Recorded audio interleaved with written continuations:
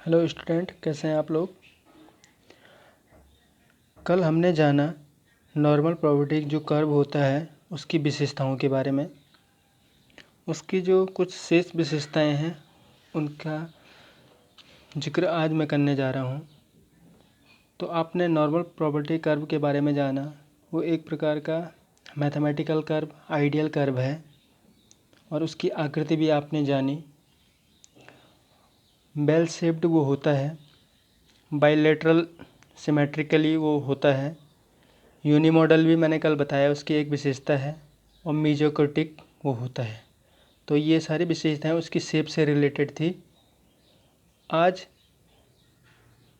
और क्लियर करता हूँ मैं। उसकी नेक्स्ट विशेषता है जो है वो मीजोक्रिटिक। मीजोक्रिटिक बोलो या मीजोक्रिटिक, जो भी बोलना चाहो आप। इसका मतलब यहाँ पे कुर्टोसिस से है। और कुर्टोसिस होता क्या है, ये वक्र की एक विशेषता है, इस कर्व की एक विशेषता है एनपीसी की। और ये उसके शो को, जो शेप होता है कर्व का, उसको शो करता है। दरअसल एक निश्चित जो आकार कर्व का है, इससे रिलेटेड विशेषता है कुर्टोसिस। ठीक है, तो इसमें आप देख सकते हैं ऐसे केस आते हैं, जो वक्र होता है वो ऐसा शेप भी उसका कभी नहीं होता है, यानी कि बहुत नुकीला। ये देखिए बहुत नुकीला जा रहा है, तो वक्र की शेप ऐसी नहीं होती है बिल्कुल, या ना होगी। ठीक, अगर ऐसा शेप है वक्र का तो आप कहेंगे कि वो एनपीसी नहीं है। और ना ही जो कर्व का जो टॉप है वो इस प्रकार का फ्लैट होगा। ठीक है, कर्व का जो टॉप है यहाँ नहीं इतना नुकीला होगा और नहीं इतना फ्लैट होगा, तो ये शेप को और नहीं फ्लैट होगा। तो आप कह सकते हैं, तो कर्व कैसा होगा, मध्य स्तरीय होगा। मध्य स्तरीय, मैं इन दो केसेस को भी आपको बता दूं यहाँ पे। अगर कर्व का जो ये पीक होता है बहुत ज़्यादा नुकीला होता है, तो इस प्रकार का जो कर्व होता है उसको लेप्टोकोटिक बोलते हैं हम। लेप्टोकोटिक बोलते हैं हम, उसको ध्यान से देखिए। और जब कर्व का शेप काफ़ी चपटा होता है उसको प्लेटिकोटिक बोलते हैं। प्लेटी मतलब होता है कछुए की पीठ जैसा। आप जानते हैं कछुए की पीठ जो फ्लैट टाइप की होती है, वैसा कर्व का शेप होता है, तो कह सकते हैं हम। लेकिन जो एनपीसी होता है उसका जो शेप होगा वो मीजोक्रिटिक होता है। मीजोक्रिटिक ये वाला, ना ही वो बहुत ज़्यादा चपटा होगा और ना ही बहुत ज़्यादा उसका जो पीक है, कह सकते हैं जो उसकी टॉप है वो नुकीली होगी। तो ना ही वो क्या होती है, लेप्टोकोटिक होती है, ना ही प्लेटिकोटिक होती है। ये होती है मीजोक्रिटिक शेप रखता है। ठीक है, और इसको कोफिशिएंट ऑफ कोटिक्स के आधार पर ही आकलन करते हैं। और उसका जो मान होता है, कोफिशिएंट ऑफ कोटिक्स का मान जो होता है वो होता है 0.263। ध्यान देना, 0.263। तो हमेशा जो मीजोक्रिटिक में यानी कोफिशिएंट ऑफ कोटिस होता है वो 0.263 होता है। इससे ऊपर या नीचे होने पर उसका शेप चेंज हो जाता है। तो अब क्लियर हो गया। तो अगली विशेषता की ओर बढ़ते हैं, वो है स्क्वीनेस। स्क्वीनेस ध्यान से देखिए, स्क्वीनेस इसके बारे में मैं बात करता हूँ। यहाँ पर ये फिगर मैंने पहले से तैयार करके बना दिए हैं ताकि वीडियो बनाने में बहुत टाइम वेस्ट ना हो, क्योंकि बिल्कुल मैं लाइव इस वीडियो को बनाता हूँ। तो ध्यान से आप देखिए, स्क्वीनेस वक्र की ही एक और विशेषता है। इसमें हम कोफिशिएंट ऑफ स्क्वीनेस को मापते हैं और पूछा जाता है बहुत बार कि कोफिशिएंट ऑफ स्क्वीनेस एनपीसी का क्या होता है, तो वो हमेशा क्या होना चाहिए, it should be always zero. ध्यान देना, एस के इक्वल टू जीरो होना चाहिए कोफिशिएंट ऑफ स्क्वीनेस। स्क्वीनेस से क्या मतलब है, आप जानते हैं कि जो एनपीसी एक आइडियल कर्व है उसका शेप कुछ यूँ होता है। कल भी बताया था मैंने, ये एनपीसी का जो शेप है ये। लेकिन यहाँ पे आप देखेंगे एक शेप मैंने तैयार किया एनसीपी का, जिसका सेंटर यहाँ पे था। आप जानते हैं यहाँ पे सेंटर टेंडेंसी होती है। और ये शेप देखिए कैसा हो गया है, ये दाईं तरफ खिसक गया है, पूरा दाईं तरफ खिसक गया है। और एक शेप देखिए जो कि पूरा बाईं तरफ खिसक गया है। ऐसा केस कब आता है, जब हम क्या करते हैं, पॉपुलेशन से डाटा उठाते हैं, कह सकते हैं ये आंकड़े हमारे पास आते हैं पॉपुलेशन से, होल पॉपुलेशन से जो डाटा हम कलेक्ट करते हैं, और वो गलत सैम्पलिंग के कारण ऐसा हो जाता है। बहुत बार हमने कक्षा में ध्यान दें, हमारा टेस्ट जो है, जिस आधार पर हमारा जो परीक्षण है, जिस आधार पर हम आंकड़ों का कलेक्शन कर रहे हैं, वो गलत होने पर भी हमारे पास आंकड़े इस प्रकार प्राप्त हो जाते हैं कि उनसे प्राप्त होने वाला जो वक्र है वो इस प्रकार या तो दाईं तरफ खिसक जाता है या बाईं तरफ खिसक जाता है।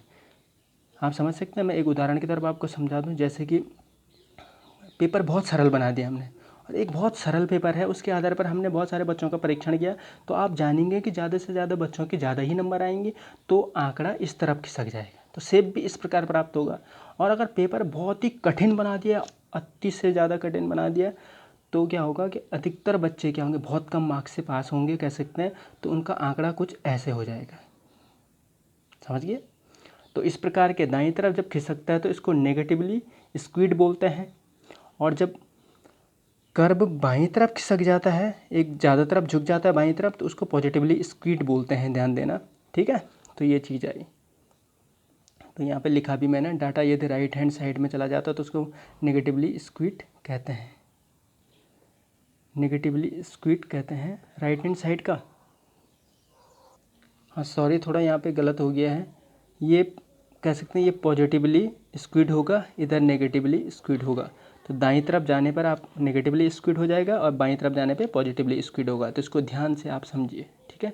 इस वाले थोड़ा पोर्शन को आप इग्नोर कीजिए। जो मैंने कहा है, राइट हैंड साइड जाने पे नेगेटिवली स्क्वीड और लेफ्ट हैंड साइड जाने पर पॉजिटिवली स्क्वीड होगा। समझ गए। तो कह सकते हैं कि हमेशा क्या होना चाहिए, जो कोफिशिएंट ऑफ स्क्वीनेस है उसके जो वैल्यू है वो 0 होनी चाहिए। तब जाके अगर 0 वैल्यू है तो तब जाके ये परफेक्ट शेप लेगा, जैसे कि एक नॉर्मल आइडियल कह सकते हैं एनपीसी का होता है, ठीक है। तो ये विशेषता भी इसके शेप से रिलेटेड थी, ये एग्जाम में आता है बहुत बार।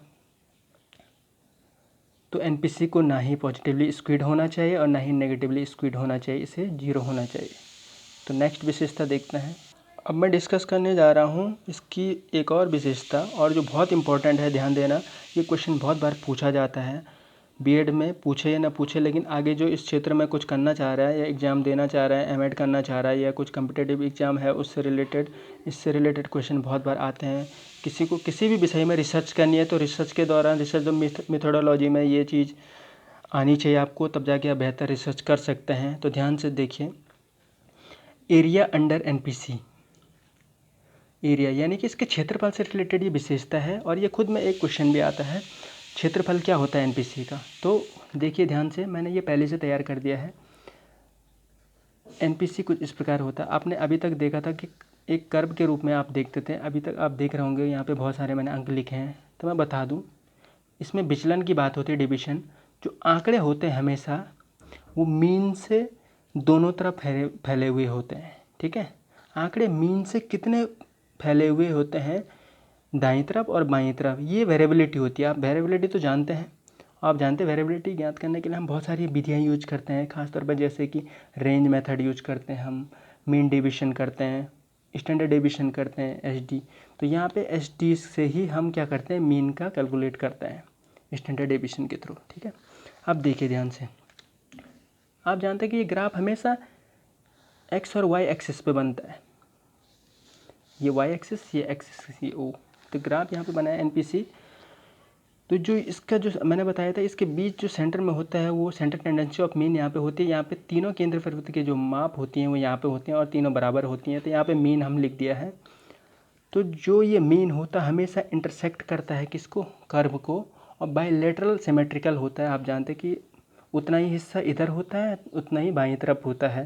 तो इसका मतलब आप क्या समझे, जितना क्षेत्रफल दाईं तरफ कर्व का होगा उतना ही बाईं तरफ क्षेत्रफल भी होगा। तो कह सकते हैं 50% जो एरिया है वो दाईं तरफ है और 50% एरिया बाईं तरफ कर्व का होता है। ये तो जनरली हम जान सकते हैं, देख के भी अंदाज़ा लगा सकते हो। इसकी सिमेट्रिकल जो बायलैटरल सिमेट्रिकल प्रॉपर्टी है, इसके आधार पर हम डिसीजन ले सकते हैं, ठीक है। आगे बढ़ते हैं। घर में आप बुक भी ज़रूर देखिए, बुक में देखिए, जब मैं बताता हूँ तो इसके बाद किताब को ज़रूर देखिए, उसमें आपको पता चलेगा कि क्या हो रहा है। जैसे मैंने यहाँ पे लिखा, देखो मीन यानी कि मीन से जो इसका सेंटर है से दाएं और बाएं जो डाटाज का क्या होता है, फैलाव, डिस्पर्सन जो होता है वो होगा, उसको एसडी के रूप में होगा, यानी कि स्टैंडर्ड डिवीजन के रूप में होता है। क्योंकि आप जानते हैं विचलन, यानी कि मीन से आंकड़े दाएं बाएं और कितना फैले हैं उसको विचलन कहते हैं। तो इस विचलन को हम एसडी के रूप में देखते हैं। नॉर्मल प्रॉपर्टी कर्व में जो आंकड़ों का फैलाव, या इसको क्षेत्रफल बोल सकते हैं, फैलाव को आप क्षेत्रफल बोल सकते हैं, होता है वो होता है हमेशा +-3 स्टैंडर्ड डिवीजन। ध्यान देना कितना, +-3 स्टैंडर्ड डेविएशन। प्लस माइनस क्यों लिखा मैं बता दूं, इसकी दाईं तरफ प्लस में जाता है और बाईं तरफ नेगेटिव में यानी माइनस में जाता है, इसलिए प्लस माइनस कहा मैंने। मीन से +3 स्टैंडर्ड डेविएशन टोटल और -3 स्टैंडर्ड डेविएशन होता है। मीन से आगे यानी दाईं ओर चलेंगे तो स्टैंडर्ड डेविएशन पॉजिटिव में होगा जैसे मैं बता चुका हूँ, और इधर नेगेटिव में होगा बाईं ओर, ठीक है। +-3 स्टैंडर्ड डेविएशन आप बोल रहे होंगे ये क्या है, स्टैंडर्ड डेविएशन है, आप जानते हैं स्टैंडर्ड डेविएशन जब हमने क्वेश्चन किया था तो उसमें इससे शो करते हैं, ये सिग्मा होता है तो इससे स्टैंडर्ड डेविएशन को शो करते हैं। तो +-3 स्टैंडर्ड डेविएशन के अंतर्गत ही ज़्यादातर आंकड़ों का फैलाव आ जाता है।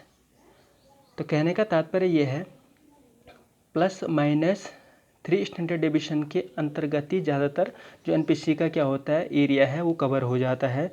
तो आंकड़े सारे इसी के अंदर आ जाते हैं लगभग। इन आंकड़ों का फैलाव लगभग माना जाता है कि 99.6% होता है, मोटा मोटा कह सकते हो तो 100% मान लेते हैं, लेकिन फिर भी आप जान सकते हो थोड़ी सी एरर है यहाँ पे, 100% नहीं है बिल्कुल ये, लेकिन 99.6% है। तो इस गलती के कारण थोड़ा सा क्वेश्चन में इधर उधर जैसे कैसे 19-20 आंसर में हमें प्राप्त होता है, लेकिन उसको हम इग्नोर कर लेते हैं। रिसर्च में इतनी कह सकते हैं कि एजुकेशन रिसर्च या साइकोलॉजिकल रिसर्च में इतनी एरर होती रहती है, ठीक है। इन शॉर्ट कहें तो हम पूरी पॉपुलेशन हमारी +-3 डेविएशन स्टैंडर्ड डेविएशन के बीच आ जाती है। तो कोई आपसे पूछे जो एनपीसी कर्व है उसका क्षेत्रफल क्या होता है और कितने के बीच होता है, तो आप कहेंगे +-3 स्टैंडर्ड डेविएशन के बीच आ जाता है पूरा, ठीक है, क्योंकि उसके बीच लगभग 99.6 क्या है परसेंटेज ऑफ एरिया पूरा कवर हो जाता है। तो मोटे रूप में हमें एरिया का यह पता है कि क्या है कि हमें मोटा हम जानते हैं कि एरिया क्या है एनपीसी का, मीन से +3 स्टैंडर्ड डेविएशन के बीच 50% है, मैंने बताया था ना, क्योंकि बायलैटरल सिमेट्रिकल है तो आप जानते हैं कि मीन से +3 डेविएशन के अंदर 50% होगा, इसके इधर भी बराबर ही होगा, क्योंकि बायलैटरल सिमेट्रिकल मतलब इसको कवर करेंगे तो ये फोल्ड हो जाएगा। तो इसके बीच ये तो हमें मोटा आइडिया है। और बात करूँ तो मैं आप अपने बुक्स देखना, उसके पीछे एक टेबल तैयार है, जैसे लॉग टेबल होती है वैसे एनपीसी के लिए भी टेबल तैयार होगी जो कि एरिया से रिलेटेड है। वहाँ पे हम पूरा जिक्र होता है एरिया का निकालने का, तो उस आधार पर हम पता करते हैं मीन से +-1 डेविएशन के बीच कितना है। तो इसको ऐसा फैला होता है, ये देखिए मीन से इतना एरिया प्लस डेविएशन लिखते हैं हम, फिर +2 स्टैंडर्ड डेविएशन +3 स्टैंडर्ड डेविएशन, इधर की ओर सेम करते हैं -1 standard deviation -2 standard deviation -3 standard deviation. इसको कैसे निकालते हैं आप देखिए, ये तो आप जानते हैं, इससे इधर 50% एरिया, इससे इधर 50% एरिया। तो इसका एरिया टेबल के अकॉर्डिंग पता चल जाता है हमें, लेकिन मैं मोटा आप डायरेक्ट याद भी रख सकते हैं। मीन से 1 स्टैंडर्ड डेविएशन के बीच जो वैल्यू होती है वो होती है 34.13%। इतना सैंपल हमारा कवर हो जाता है, इतना डाटा इसके बीच कवर हो जाता है, ठीक है। मीन से अब बात करेंगे 1 स्टैंडर्ड डेविएशन से 2 स्टैंडर्ड डेविएशन के बीच जो आंकड़े होते हैं वो 13.54% है, ठीक। ये माइनस नहीं है, ये ऐसे किया है मैंने। और इसके बीच 2 स्टैंडर्ड डेविएशन से 3 स्टैंडर्ड डेविएशन के बीच आप जानते हैं 2.58% ऑफ नंबर ऑफ डाटाज या पॉपुलेशन होती है। वैसे ही इधर बढ़ेंगे तो यहाँ ये चीज़ें होती हैं सेम, 34.13 यहाँ भी होते हैं, ठीक। यहाँ पे भी सेम होता है, -1 से -2 के बीच, और -2 से -3 स्टैंडर्ड डेविएशन के बीच 2.53। तो आप देखेंगे जो आंकड़ों का फैलाव है, सामान्य बच्चे इधर होते हैं हमेशा, इस बीच आप देखेंगे कि दोनों छोरों पे, यानी कि ये कमज़ोर बच्चे हैं, कम मार्क्स लाने वाले इधर हैं, अधिक मार्क्स लाने वाले इधर हैं, इनकी संख्या हमेशा कम होती है। कल भी मैंने हाइट वाले उदाहरण से आपको समझाया था। तो इस प्रकार इन क्षेत्रफल को आप इस प्रकार भी लिख सकते हैं, मीन से +-1 डेविएशन के बीच जो आंकड़े आए, हमने जोड़ दिए दोनों आंकड़े इधर और इधर वाले, तो ये आते हैं लगभग 68.26%। मीन से +2 स्टैंडर्ड डेविएशन के बीच 13.54 और 13.54 यहाँ के जोड़ दिए तो ये आते हैं, और मीन से 3 स्टैंडर्ड डेविएशन के बीच 99 ये आते हैं। तो ये एक एरिया होता है, इस आधार पर आप देख सकते हैं। कैसे, तो मीन से प्लस माइनस 3 स्टैंडर्ड डेविएशन के बीच जो आंकड़े आ रहे हैं टोटल, वो 99.6% आ रहे हैं, जैसे कि मैं पहले भी बता चुका हूँ। अब कुछ लोग कह रहे होंगे यहाँ पे ये +3 स्टैंडर्ड डेविएशन तक ही क्यों रोका गया है। नहीं, आप आगे भी बढ़ सकते हैं, +4 स्टैंडर्ड डेविएशन, +5 स्टैंडर्ड डेविएशन, यहाँ भी इसी प्रकार आप बढ़ सकते हैं। लेकिन हम आगे का लेते नहीं है रिसर्च में, क्योंकि अधिकतर आंकड़े मैंने कहा ना कि वो मीन से +-3 स्टैंडर्ड डेविएशन के बीच ही कवर हो जाते हैं सारे। जब 100% आंकड़े हमारे इस बीच कवर हो जा रहे हैं तो यहाँ बढ़ के क्या फ़ायदा। तो समझ गए होंगे आप, ये NPC का क्या था, क्षेत्रफल था। ये क्षेत्रफल निकालने के लिए टेबल होती है, लेकिन आप मोटा मोटा इनको याद रखिए, बड़ी कक्षाओं में आप टेबल के माध्यम से भी समझने की कोशिश करेंगे। अभी टेबल यहाँ पे है नहीं, क्लासरूम में होते तो मैं बेहतर ढंग से बताता। तो अपनी बुक्स के पीछे आप देख सकते हैं टेबल बनी होगी NPC की, उसके आधार पर ये क्षेत्रफल ज्ञात किया जाता है। और इतना हमें सामान्य नॉलेज होता है कि मीन से जो आंकड़े होते हैं 50% इधर फैले होते हैं, 50 इधर होते हैं। ठीक है, तो आज के लिए इतना इस वीडियो